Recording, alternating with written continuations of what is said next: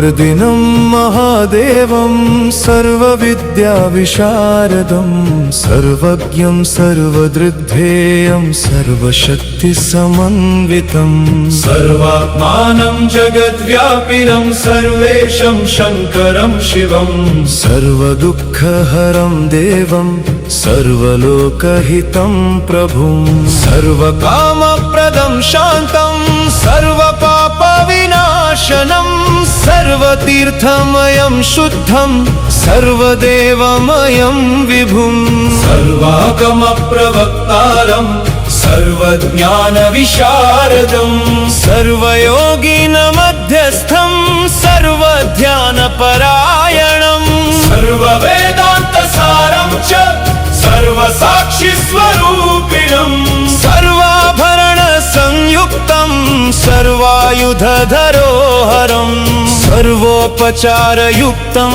च सर्वाङ्गसुन्दरं विभुं सर्वमङ्गलदं देवं सर्वारिष्टविनाशनं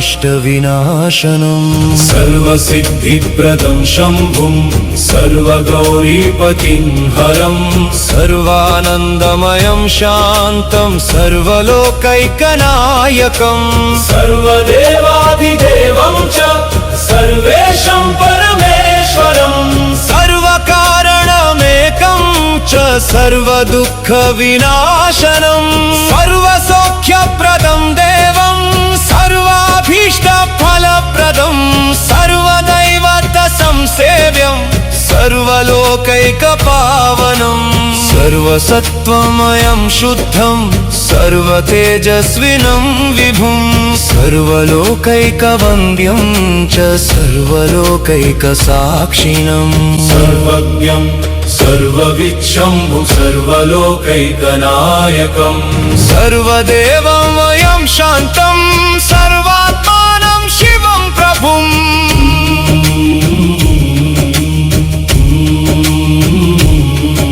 कपर्दिनं महादेवं सर्वविद्याविशारदं सर्वज्ञं सर्वदृग्ध्येयं सर्वशक्तिसमन्वितं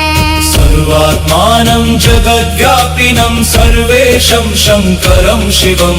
सर्वदुःखहरं देवं सर्वलोकहितं प्रभुं सर्वकामप्रदं शान्तं सर्वपापविनाशनं सर्वतीर्थमयं शुद्धं